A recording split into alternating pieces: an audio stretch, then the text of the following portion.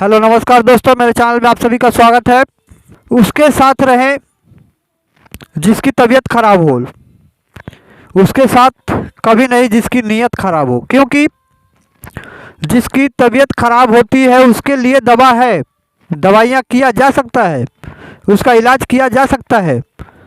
तबीयत खराब है तो तबीयत ठीक भी हो सकता है, लेकिन जिसका नीयत और जिसका सोच ही खराब हो उसके लिए दुनिया में कोई दवा भी असर नहीं कर सकता, क्योंकि वैसा दवा किसी डॉक्टर ने और किसी वैद्य ने आज तक प्रयोग नहीं किया है, ना ही बना सका है कोई।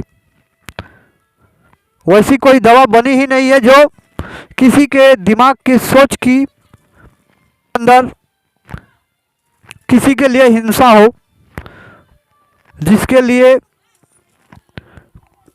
अगर कोई ऐसी दवा हो कि इंसान को देकर ठीक की जा सके, वैसी नीयत को ठीक करने की कोई दवा बनी ही नहीं है।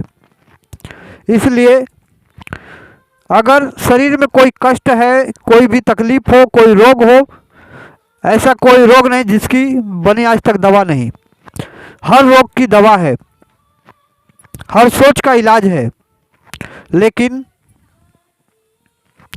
अगर किसी का हिंसा के प्रति अगर सोच रहता है तो इंसान उसमें क्या कर सकता है। हिंसा का सोच तो पशुओं से उत्पन्न होती है। ये मेरा सोच है, मेरा मानना है। मैं सोचता हूँ कि पशुओं में हिंसा होती है। आखिर क्यों होती है?